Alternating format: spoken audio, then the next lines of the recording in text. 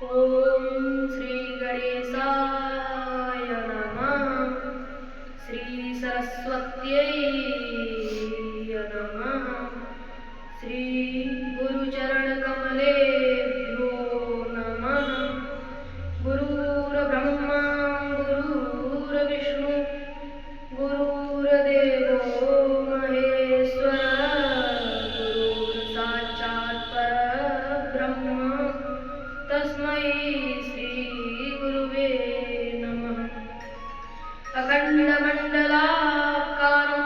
व्याप्तं येन चराचरं तत्पदं दर्शितं येन तस्मै श्री गुरुवे नमः।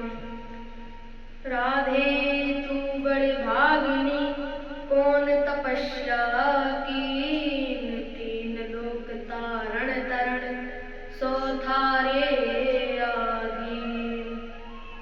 नारायणं नमस्कृत्य नरं चैव नरोत्तमं देवीं सरस्वतीं व्यासं ततो जयमुदीरये। बोलिए वृंदावन श्री बांके बिहारी लाल की जय हो। पाहि पाहि महायोग देव देव जगत्पते, नान्यं त्वद्भयं पश्ये यत्र मृत्युः परस्परम्। जैसे ही उत्तरा ने भगवान के चरणों को पकड़ा, भगवान द्वारकाधीश ने नीचे दृष्टि करके जैसे ही अपने चरणों में पड़ी हुई उत्तरा को देखा, भगवान ने तुरंत अपने हाथों से उत्तरा को उठाया। उत्तरा ने हाथ जोड़कर भगवान द्वारकाधीश से प्रार्थना करती हैं कि हे द्वारकाधीश, हे शरणागतों के रक्षक, भले ही ये ब्रह्मास्त्र मुझे मार दे, मैं जीऊं या मरूं मुझे इस बात की कोई चिंता नहीं, पर मेरे गर्भ में ये जो पांडव वंश का अंश पल रहा है, आप इसकी रक्षा करो। आज देवी उत्तरा भगवान से ये नहीं कहती कि हे द्वारकाधीश आप मेरी रक्षा करो, बल्कि देवी उत्तरा अपने गर्भ में पल रहे बालक की रक्षा करने की बात कहती हैं। मैं आपसे एक निवेदन करूं, आज हमारे समाज में बड़ी विचित्र स्थिति हो गई है।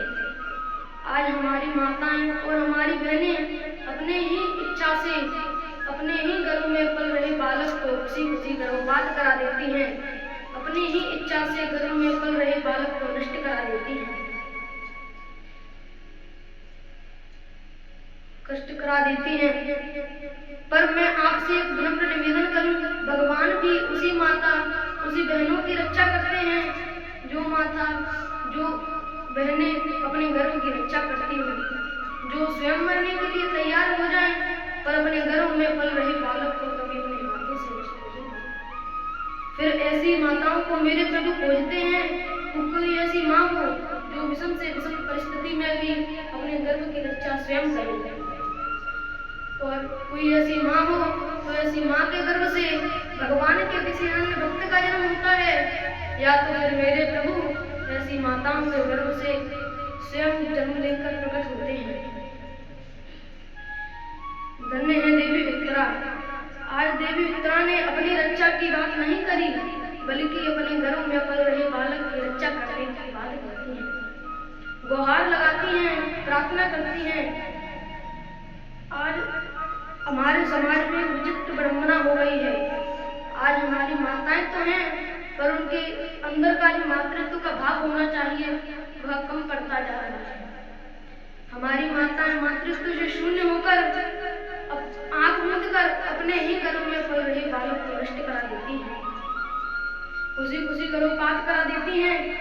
पर ध्यान देना, भगवान भी उसी माता उसी बहनों की रक्षा करते हैं जो माँ अथवा जो बहनें अपने गर्भ की रक्षा करती हैं। धन्य है उत्तरा। अश्वत्थामा का जो छोड़ा गया ब्रह्मास्त्र, जिसकी धधकती ज्वाला उत्तरा के पूरे शरीर में व्यक्त हो रही है, पर फिर भी देवी उत्तरा अपनी रक्षा की बात नहीं करती, परंतु अपने गर्भ में पल रहे बालक की रक्षा करने की बात करती हैं। और तुरंत द्वारकाधीश प्रभु समझ गए और अपने योग बल के द्वारा अति सूक्ष्म रूप धारण कर उत्तरा के गर्भ में प्रविष्ट कर गए और अपने सुदर्शन चक्र के द्वारा उस आते हुए ब्रह्मास्त्र को नष्ट कर उस गर्भगत बालक की रक्षा करते हैं। देवी उत्तरा तो भाग विभोर हो गई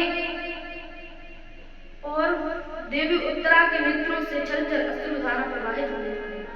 मानो वाणी तो आज कुछ कहना चाहती हो, पर देवी उत्तरा अपने नेत्रों से छलछल अश्रुधारा प्रवाहित कर भगवान द्वारकाधीश के किए गए उपकारों का बखान कर रही हैं। उसके बाद भगवान पांडवों से विदा लेकर जैसे ही द्वारका जाने की तैयारी करते हैं, अब कुंती बुआ के हृदय का जो भगवान के लिए प्रेम है वह उमड़ पड़ा और कुंती बुआ हाथ जोड़कर भगवान की बड़ी प्यारी स्तुति करती हैं। नमस्ये पुरुषं त्वाद्य ईश्वरं प्रकृतिः परं अलक्ष्यं सर्वभूतानां मन्तर्वैरवस्थितम्। पर माता कुंती कहती है, हे द्वारकाधीश, मैं आपके सामने हाथ जोड़ती हूँ। आप प्रकृति से परे परम पुरुष भगवान साक्षात ईश्वर ही हैं। मैं आपके चरणों में प्रणाम करती हूँ। पर जैसे ही कुंती माता ने भगवान के समक्ष हाथ जोड़े, भगवान द्वारकाधीश ने कुंती बुआ के हाथ पकड़ते हुए कहा, हे कुंती बुआ, आपका मुझे प्रणाम करना शोभा नहीं देता, बल्कि आपके चरणों में तो मुझे प्रणाम करना चाहिए, क्योंकि आप तो हमारी कुंती बुआ हैं।